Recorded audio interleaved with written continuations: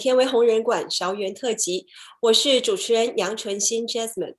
天维红人馆与各路红人连线对话，带你了解新西兰各界名人、行业翘楚、精英达人以及网络大咖。所有你想了解的小城大事，一切尽在天维红人馆。我们的节目正在天维直播间、易直播、YouTube 以及 Facebook 同步进行直播。同时欢迎大家关注天维网的微信公众号，点击天维直播收看。同时大家也可以在节目之后在各大平台进行回放。马术在很久以前，无论是古今中外，其实都是一项备受贵族们欢迎的运动。追溯到1900年，在第2届的奥运会当中，马术就被列入了正式的比赛项目。马术呢，是一种非常需要人和动物共同来完成的一项比赛，需要骑手和马在一起经过很多年的训练，要求骑手和马之间有很好的配合以及默契。那今天呢，我们很荣幸的请到了芍园的老朋友 Lisa Lee， 今天来到直播间，来给我们大家讲述一下马术背后的这些小故事。那么同时呢 ，Lisa 也把奥克兰最大的马术俱乐部的 Wainoni Park Pony Club 的主席，同时也是他的好朋友 Helen 一起来到了我们的直播间。欢迎 Lisa，Welcome Helen. Please say hi to our audience. Hi, good evening. Hi, hello everybody. Lisa， 那来给我们的朋友先来个自我介绍好吗？之前听说您当过兵，然后还在海关当过这个报关的人员，然后后来又来到了新西兰。当初您是怎么跟马结缘的呢？是这样子啊，我是大概移民到新西兰20年了。对，我跟马结缘是因为小女儿很喜欢骑马，也是误打误撞就接近的进入马术这个行业吧，算是进的比较早一点，因为大概我女儿骑马也有7、8年了这样子。对，也是机缘巧合，很快进入 Pony Club， 然后认识像 Helen 这样的好朋友，给我很大的帮助，所以对，学到很多的有趣的事情。对。So Helen, it's because of your daughter you met each other, right? So that, yeah, we meet each other because our daughter learning like horse riding together. Yeah. Yeah. They both have their own ponies and both joined up at what used to be Rosedale Pony Club, which is quite nearby to where we are currently. But the club had to close because the roading project wanted to move harbour hockey, and they identified Rosedale Pony Club land as the best location for the hockey club. So our old pony club is now a hockey club, but we've got a fancy new club in Greenhithe. Yeah, but I always miss Rosedale Pony Club. I know you are also the president. Yeah, me too. I know you are the president of the Pony Club. So yeah. What do you do mostly in the Pony Club?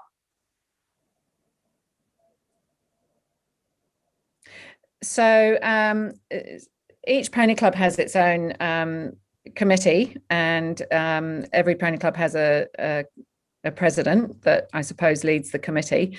Everybody's a volunteer in the organisation. It's completely volunteer led. The pony club is part of the National Pony Club Association and affiliated to the association, which is a worldwide organisation. So I suppose my job is to well, what do I do, Lisa? You do too much. You do so much. Introduce new members. Yeah, well, there's a lot of governance work. So leading the committee meetings and representing the club on a national level at the conference, which I'm going to at the end of July. Also representing the club at area level at their committee meetings. But also we've got our prize giving coming up this Sunday, so I've been organising that and trying to get the cups engraved and making sure that everybody gets a spot prize. And each year we hold several events, which obviously take quite a lot of volunteer time and effort to organise, but we invite other people with their horses into the club to compete, either at eventing, show jumping, dressage, whatever. Yeah, and also Helen was like last year was be like a current year for the year. Yeah, which was it's really good because she did so much work, and like for our pony club, I think it's the largest pony club in New Zealand, right, Helen? Well, I think it must be up there. Yes, it is quite a big club because it's an amalgamated club of 3 older clubs. We sort of joined together because of this roading project. So it is a fairly sizable club. And it's exciting. It's a lovely club to be part of. Yeah. So when did you start equestrian? Well, my girls wanted to ride from a very early age, and so I suppose they did a few lessons out and about from when they were about 5 or 6, just periodically in the holidays and things like that. And then they took regular lessons, and when my older daughter was 9, she'd been pestering me for a pony for a long time, and I said, no, we can't have a pony, and my husband said something on one occasion, I don't see why we can't get her a pony. whilst she was in the room. So from that on, the chink was in the armor, and there we had to sort of follow that through. So we bought her a pony when she was 10, and she joined Pony Club, and that was on the basis that she would share that pony with her younger sister Hannah. That lasted about 3 weeks, and then we had to get Hannah a pony as well. So they've been riding with Pony Club since then, which must be about 6 years. So in the Pony Club, do you have to have a pony first, then you ride the pony? Is that? Yes. So Pony Club is primarily for people who own their own ponies, and we do run a program, a 10-week program for children who don't have their own ponies but want to learn about horse management and horse care. And so quite a few younger children come to that and learn about how to look after a pony, and then they start pestering their parents and waiting for their parents to buy them one. But it's the organization is based around people who own their own ponies. It's not a riding school as such. It's for people who have their own ponies to learn, and each week during the season the membership entitles the member to a weekly group lesson with a coach, a qualified coach, and that those lessons mean that the children move on and take certificates. There are certificate levels based on achievement and what have you. So it's quite sort of structured in the way the children learn, but that seems to work well for the kids. Right. So I understand that you do a lot of volunteer work and obviously helping your girls to do the equestrian. Then what do you love most about equestrian? I love horses, and I love being in the outdoors, but I am particularly keen on the Pony Club organization because of the way that it gives our children the opportunity to experience looking after an animal, caring for an animal, training it, competing. It's the only sport in the world where your equipment has its own brain. So it's completely unique in that sense, and it teaches a lot of resilience to our children, and it keeps them out of the mall on a Saturday, so it's got to be good. Yeah. And I believe raising a horse is quite different from raising the other animals, right? Like the other animals, they're not that difficult to cope. While horses, sometimes they have their own personality. Yeah, every horse is different. They certainly do. Yeah, they certainly do have their own personality. I suppose in that sense they're a bit like dogs, but it takes up to a year or more for a rider who's got a new pony or horse to get to know that horse and to build a relationship with the horse that will enable them to compete successfully together. So you're in for the long haul when you buy a pony. You can't sort of just buy a pony, hop on and say, right, I'm good, I'm going to go compete. Totally.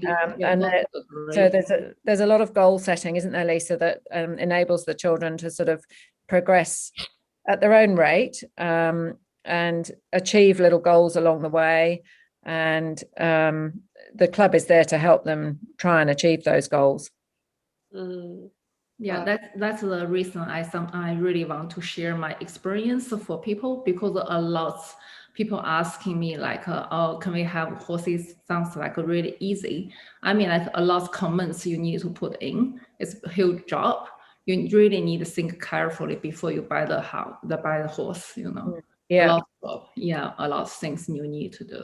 Yeah, I mean the time involved at the club. I mean we've got about 40 grazers whose horses actually are on site at the pony club. Lisa keeps her horses on her own land, and we've got other members who do that as well.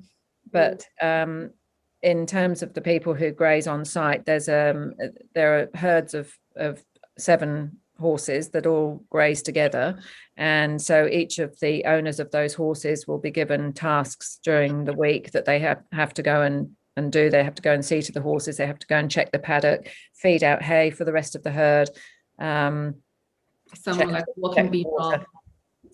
So there's a lot of work that goes on behind the scenes, and often it's the parents that get to do the work. Yeah, Lisa. Yeah, I know. I guess I now think I have to involve a lot. Yeah, actually, in the beginning, we started want to have a horse. We think quite simple, like, she can do a lot of job, and finally, I feel like I need to involve as well. Yeah, yeah, but I'm still enjoy it. Yeah, because I love horse as well, so I'm enjoy it. Yeah, it's a good excuse. It's a good excuse to be outside and to sort of enjoy nature and to be around amazing animals. They're just beautiful animals, aren't they? Yeah. And we learned a lot, even like have to be patient and sometimes have to be positive. That I learned from that, because I'm quite an impatient person.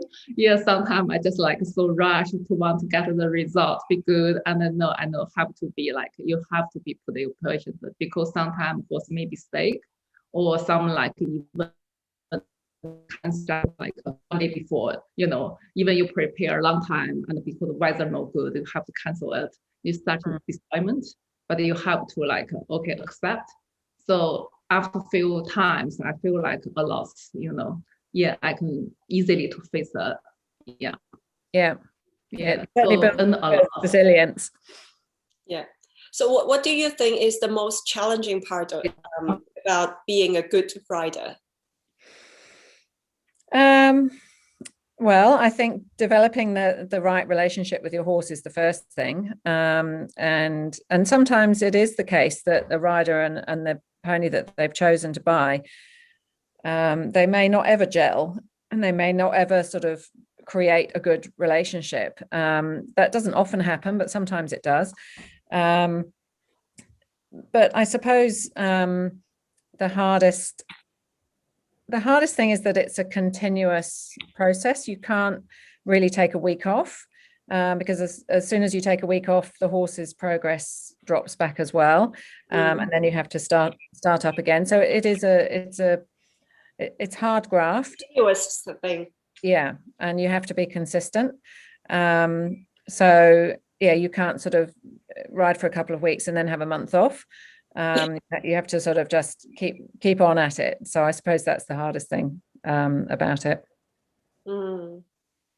But most of the children who own their own ponies and horses are deeply passionate about them and deeply passionate about the sport. So they don't see that as a hardship. It's more often the parents that say, "Oh, do we really have to go to the pony club again tonight?" I know. And it's good things that they don't have enough time, stuck on the computer. That's really good. Yeah. So if we want to buy if we want to get a horse or a pony, how can we tell if it is a good horse or an average? I would strongly advise getting an expert to come with you to look at the horse. And if the child is already riding, obviously they would need to ride it to make sure that they're comfortable with it. And if they're not already riding, I think you have to question whether or not it's the right thing to buy a horse, actually, if they can't already ride. Because there are places that you can take the child to take lessons and find out whether or not they do have the passion, because I think to own a horse, they have to be passionate about it. So if they've come to that conclusion and they do want a horse and the parent's happy with it, then find a coach, a knowledgeable coach who you trust, whose opinion you can rely on, and take them along with you. They will ride it and let you know whether they think it's suitable for your child. Do we have any qualified equestrian school at New Zealand, like qualified by any association or anything? Like, do we have any standard? That's a good question, and I'm not sure I can answer it. There are plenty of riding school establishments, and I suspect you would have to investigate each one to find out what their qualifications are. I'm not sure about, there must be I'm not sure if it's ESNZ, Lisa, or some other sort of equestrian organization, but I don't think that there's my understanding just allows the rider got a lot of experience and they become coach. And they running the horse riding school. So they not really hold any certificate or something, right? No, that's right. I mean, they're under the NZPCA umbrella, if you like. The coaches do go through or can go through a series of coaching qualifications, ECTP qualifications, and that will and they're obviously expected to have done the certificates that they're coaching the children in already as well, so that they know what the material is that they're teaching, and they can do it. They can do it. But in terms of the riding establishments that you choose to sort of go to, I think, as Lisa says, it's just people who have lived with horses all their lives, or been a competitor and retired. They've bought a few ponies or horses, and they've made a business out of selling riding lessons. I think that's more or less all there is to it. Almost the horse riding school do that. Yeah. It's kind of like very New Zealand style, very cute. Yeah. I think you're right. Yeah, that's right. Everyone can ride a horse as long as you enjoy it. Buy a horse and teach someone else to ride it. Yeah. Okay. It seems to work. I'll just briefly translate it into Chinese, just in case some of our audience cannot understand English. Sure. Lisa， 我们就简单的来用中文来讲一下刚刚跟 Helen 讲过的一些问题。那我们刚刚有问到Helen， 就是说她什么时候开始这个马术的？他说他是因为跟您的女儿一起，就是他最开始是很小的时候，小时候就开始骑马，但是后来在新西兰是因为这个跟您一起，他女儿跟您的女儿一起去玩。对，他的女儿和我的女儿是一起参加那个 Rosedale Pony Club 认识的，大概6年时间了。对，然后他的女儿跟我的小女儿2个人是 best friends。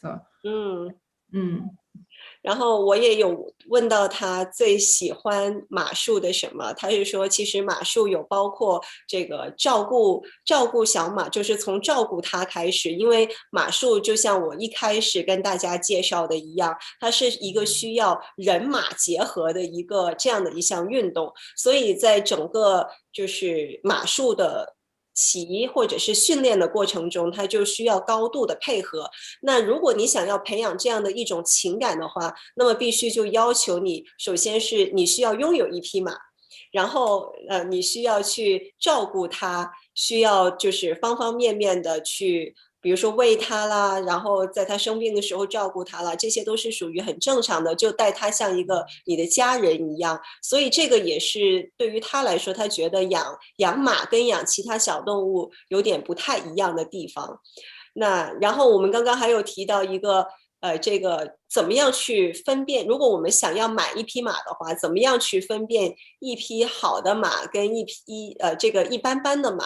那Helen 的建议是让我们去找一个专家跟我们一起去到那里，然后当然了就是听从专家的意见，然后还有就是如果小朋友教练或者是你 trust 的，就是你相信的一个，就是他有骑马的经验的，对，可以陪你一起去，对，会帮你去试骑这匹马，会告诉你适不适合。其实每一匹马它的好坏主要是跟这个骑手的配合度好不好。对，然后还有就是，如果小朋友之前就已经有学过马的话，当然就是要让小朋友自己上去试一下，看他自己是。我们还是 strongly 就是很强烈的建议，在你买马以前呢，是一定要先去学会大基础的骑马。你会一些基础的骑马，至少说这个安全性啊，各个方面有一定的这个基础知识了以后再去买马。另外，照顾一匹马是一个很多的工作量，很多的知识点在里面，所以不要盲目的去买马。对，这是我们很强烈的建议。So Helen, we just talking about strongly, like just the rigmarole. Don't buy the horse too simply. You have to, understand how can basically how can riding horse and how can understand the horse and then going to buy the horse. Yeah. Horse, and also you need to know how to look after it and know that you've got the right sort of means to be able to look after it. And that there's plenty of people who are around who would help with that. I don't think even if you didn't join Pony Club, there are plenty of people who would be delighted to help out with somebody who was buying their first horse. But it's important to know what's involved before you buy a horse. 就是讲说要对匹马负责。对，就是在买马以前，就说你一定要大概知道，就是怎么照顾马，你已经有一定的这个知识点了，就是大概懂了，你再去买马，而且要 make sure， 就是说你周围有人能够帮助你，就即便你不参加 Pony Club 的话，你周围是有一些这样子的，就是有经验的人，当你遇到问题的时候，人家可以帮助你。因为如果一旦马出问题的话，你一个人 handle 不了的话，你不可以 simply 就是说，这匹马我就放弃，把它扔了或者不要了。那这个对我们就是对讲来说是非常糟糕的一个事情。所以买马之前千万不要冲动。其实我也知道您是有一个庄园的，里面养了很多动物，当然也包括有大马也有小马。这个养马对于很多人来说就是一项特别费用比较高昂的这样的一个活动，然后在很多人心里面看着也是觉得特别高尚、特别贵族。然后对此您又是怎么看的呢？其实这有一个个人爱好，因为我很喜欢动物，然后又养了这么多年马，所以第一我养这么多马，第一我是已经有经验去养马，我知道怎么照顾马，所以对我来说它不是一个很难的事情。第二呢，就是说因为我们养的那个 miniature 的话是那小马，我不是作为一个参赛或怎样，只是作为一个宠物玩这样养着玩，所以我的压力会比较小。对，反正总之来说工作量很多。不好意思，那个 Jasmine， 我再想问问 Helen 是不是还有其他的事情要做，她可能不能跟我们待那么久，好吗？好的 ，Thank you so much, Helen, for your time. Helen, I just wondering. I know you are so busy, got a huge job to do. I mean, like if you're busy, you just free to leave. If you got something on your hand. I'm in the middle of cooking dinner for the family. You're welcome to stay. I just a bit worried if you got so many things to do. If you've got any more questions for me, I'm happy to answer them. Oh yeah. Just me. How do you think? If you got some questions. We're all good now. Okay. Yeah, thank you so much for your time. I enjoyed it. Yeah, thank you for sharing all the information about equestrian. It brings us a lot of things to know, and we would love to invite you again to our live streaming broadcast. Awesome. Yeah. Many thanks. Thank you so much. Really appreciate your support. No problem. Yeah. Good night. Yeah. Thank Okay. you. Thank you. Bye. Bye. 不好意思，对，因为 Helen 是我们 in Pony Club， 我们那个 Vanoni Pony Club， 因为是3个 Pony Club 是联合在一起重新组织的，所以他是作为第1任的这个主席，真的工作量是非常非常的大。对，所以很多 set up 的东西要做，然后我们星期天要有这个 prize giving， 他会有许多提前很多要准备工作要做，所以之前我邀请他，他很愿意来 support 我们，说有任何问题他都愿意回答。对，我只是因为我之前跟他讲大概要用15到10分钟、15分钟这样耽误他，跟他聊一聊就好。对，其实刚刚我们可以再请他。他已经是给我们回答了很多比较重要的问题了。对，因为他很专业。Helen 自己他是从英国移民过来，他自己本身在他那个少女时期他也骑马，所以他对于马他了解的更多。对，我跟 Helen 学到很多很多的知识。对，我发现真的好多从英国移民过来的女孩，好像小的时候都有骑过马，包括我有几个这个 Kiwi 的朋友，他们也是就是小时候是在英国那边长大的，然后他们过来这边也一直有保持着这个骑马的这种运动这种传统，所以给我的感觉好像他们骑马对于他们来说就是一项挺日常的一个比较普遍一点。对，因为英式的这种马术好像最广泛的在这种比较接触到还是英国比较起源的比较早。对，是这样子。因为新西兰的这个马术，我估计也是很多都是因为我们朋友都是有很多就是追上去都是很多英国呀这样子移民过来的。那您之前就是我到您的那个庄园去看，我就是看到您今天有带一些照片过来给我们分享吗？我有一些照片可能有发到我们群里头，您现在手上没有吗？我看看啊。我看看我现在发到我们群里面。对，因为我自己现在是有大概5匹小 mini， 然后有2匹大马。小 mini 就纯粹就是养着玩的，但大马呢就是我们女儿参赛用的。对，其实照顾马是不是就跟照顾一个人一样的？你都会，一直要。他当然照顾人是，怎么讲？他其实就说来讲，当然跟人是肯定是不一样，但是他确实要付出很多的时间和精力，因为就简单，其实让我来讲，刚才Helen讲，他认为最难的就是在骑马，他认为比较艰难的时候，是因为如果你有1周因为有原因不能骑马，还有问题，你要重新训练很难。但对我个人而言，我觉得最难的有时候部分是当马它有问题的时候，打比说他身体不舒服的时候，他是没有办法告诉你，但是他会在他的那个，他会就是当你骑他的时候，他会表现出来的很烦躁啊，会表现出来甚至会跳起来呀、踢人呀，或者想把你要 back off。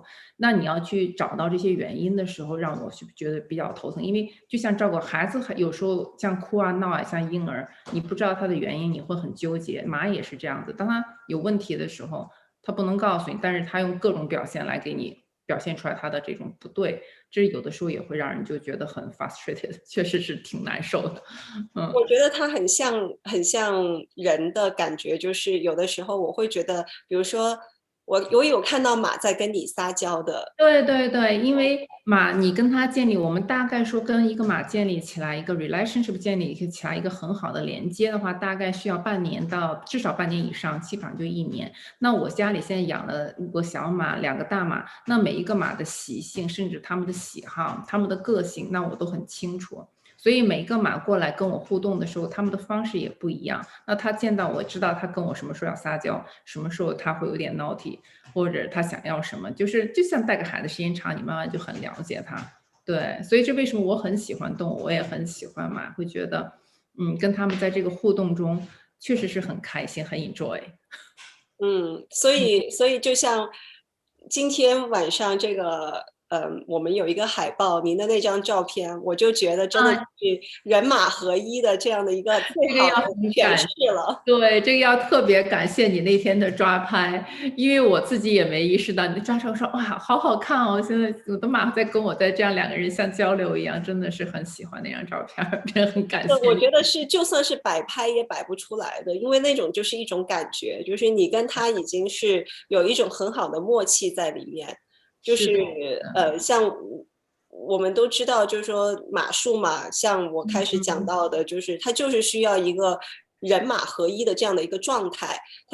它不光是需要马的状态好，人的状态也要好，而且要他们配合的很好才可以。很有耐心。刚才我也有讲，我说在跟这个，就是我搞了这么多年的马，我觉得对我来说收获最大的就是说，因为骑马其实有的时候像马它有比赛，自然有竞争，但是对我们来讲，好像因为毕竟不走专业道路嘛。我相信大部分我们华人就说对孩子说感兴趣骑马，可能也没有考虑让孩子去走专业道路。那么作为一个兴趣的培养，我一直觉得我们在这个不仅仅是在骑马比赛上面会有成绩，你会高兴，其实这个不是最主要的，而是在这个过程中，我觉得学到太多不是学校能教给你，或者其他的东西能教给你。例如对于孩子这种韧性，他面对失败，就是面对这种就是各种的这种挫折的时候，用点挫折教育吧，他会慢慢，我觉得这一点一点，他会越来越坚强，越来越坚强。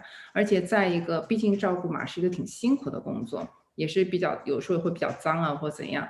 那我觉得让孩子就慢慢变得就越来越，他比较 tough， 比较坚强，就不像说温室小花这样子。我会觉得我女儿可能比同龄的孩子就更加的能成熟一点，或者考虑问题，他就会更加的让我觉得放心一些，这样子。可能在承受一些逆境的时候，他也更有韧性。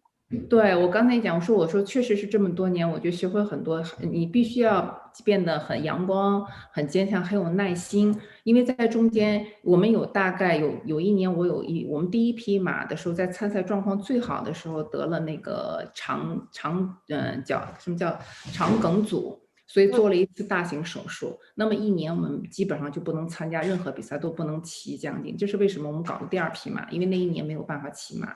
那在这个过程中，就是真的教会我们就必须要很有耐心，那必须要学会，就是说，因为我们也不愿意放弃它，那就是说，那你要很耐心，要把它再重新养护好，把它因为它整个肚子底下全部打开，去掉了大概2米的小肠，那像这种的话，它的恢复期会很长，将近1年的时间。那现在这匹马又开始重新参赛。依然能给大家带来了很多就是第1名、第2名这样的状态，我们会觉得很开心。就是在这个过程中，会觉得学到太多东西，包括照顾马的各个方面哈，对孩子也是一个很好的一个培养。对。您还说没有您是之前没有考虑过给他作为一个专业或者是作为一个比赛这样的运动来做，只是作为业余爱好。但是我知道他获了很多奖哎。对，但是即便他现在骑得很不错，就即便他现在就是说2匹马现在基本上参赛经常是在 leading， 就是也都是在头一团，但是从来没有考虑过让他去做一个往专业道路上走，因为他往专业道路还有很长，他并不算是一个那个挺艰辛的而且我觉得那个培养起来也是挺难的，所以我们没有在这方面考虑过。其实还是作为他一个很好的一个爱好，就是你还是充分享受这个过程吧。我觉得过程中学到的东西，不光是他在学，我觉得最意外的是，我觉得很多时候他打上一个爱好，可能家长只是接送呀，或者说你就进入一点点，家长好像并不能参与很多。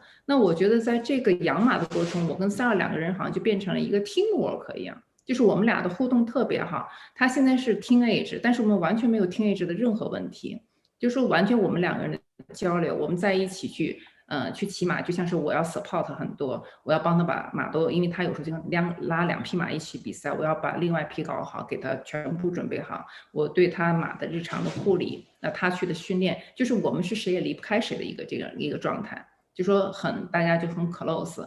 然后再一个，我在这个过程中，我觉得我自己真的学会太多。就例如从 Helen 身上，我一直觉得，我们开始之前我也跟他讲，我说他是我的 role model， 就是我的一个偶像，因为他的那种坚韧，他面对的生活中有遇到了很多很多的，就是可能外人都不能理解的一些很多的难处，但是他都很坚强、很阳光的面对，永远是这样。然后从来都每次给孩子全部都是很肯定、很 positive 的一个支持的孩子。那我跟他相对而言，我就觉得有的时候我会有点 negative， 会有点急躁。就是当孩子在比赛的时候，如果出现一个小的很简单的问题，例如跳错一个杆子，跳错一个杆子被取消了，就会觉得心里很难受嘛。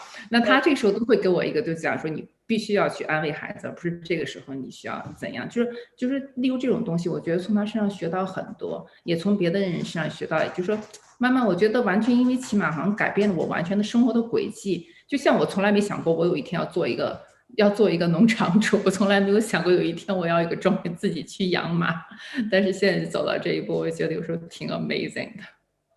对，谢谢你今天就我知道马术是一个大家很向往的运动，但是同时它背后的这个小故事，还有它背后付出的东西也是非常多的。对，实际上就是说 behind 就是在它背后的一些故事，我只想说他们都会建议大家看到马术都觉得非常可能很像国内的理解，可能很贵族啊，觉得看起来很爽很酷，但是这只是表面的，你要背后付出的这种，就像大家讲运动员10年的心血，可能就换那么一场比赛，就他后面的付出真的是很多。所以刚才我跟哈兰一直建议大家，就是说买马要慎重，尤其在买马以前，一定要让孩子先去接触马，先去爱上马，然后呢也懂得基础的一些知识，怎么照顾马，怎么大概的一个，其实你有这些基础再考虑，而不要太盲目的去买马。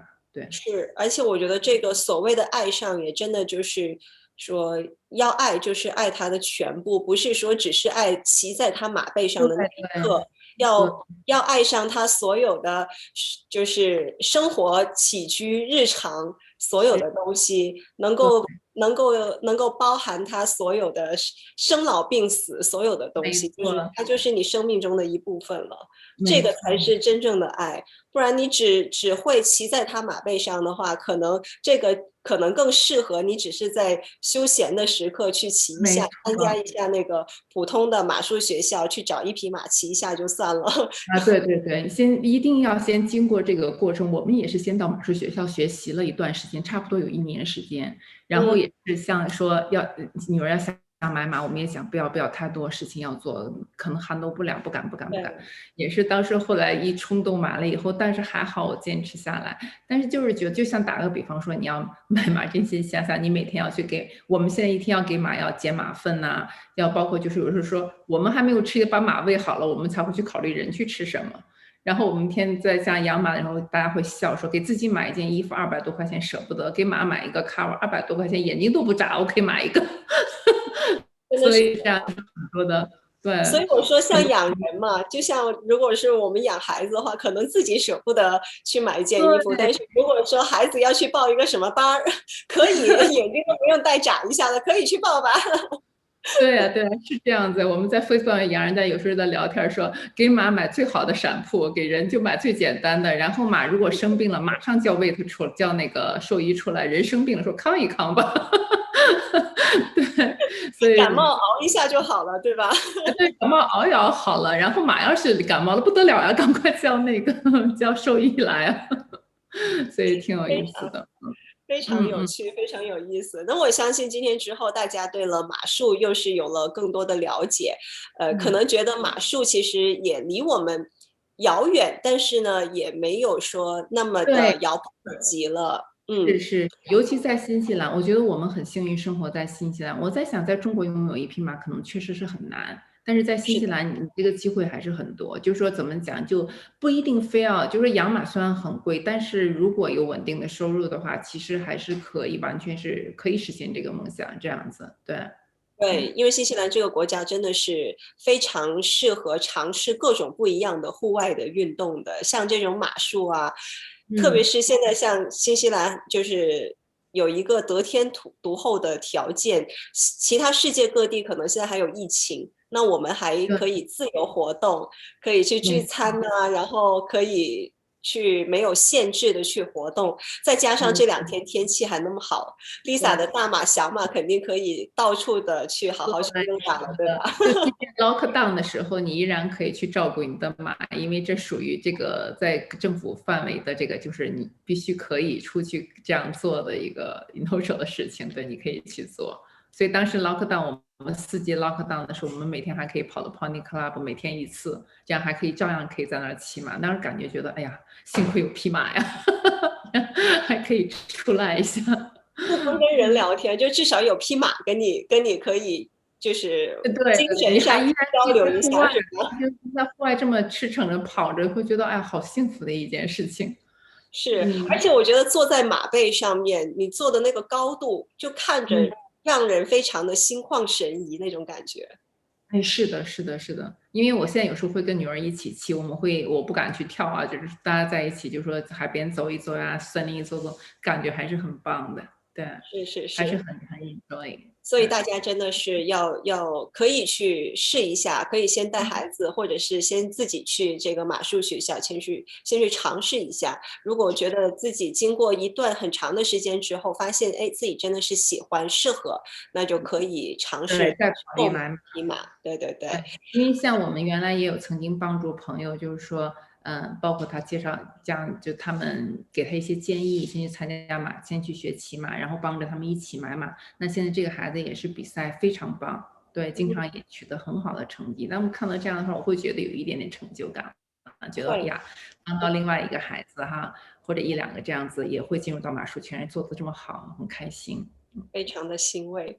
好，那么今天我们因为时间的关系，又要跟大家说再见了。那我其实知道 Lisa 本来是还有一个题外话的，但是今天已经来不及说了，就是关于 Lisa 的爷爷的一段传记。所以我觉得这个可以作为我们下一次的一个话题，另外再续一集了。好的。那谢谢大家。对，谢谢 Lisa， 那也谢谢大家收看天维红人馆的芍园特辑，走进芍园精彩连连，欢迎大家关注每月1期的天维红人馆芍园特辑。我们的节目会在 YouTube、Facebook、天维微信公众号这些平台播出，那大家呢也可以点击进行回放。那我们就下一期节目再见。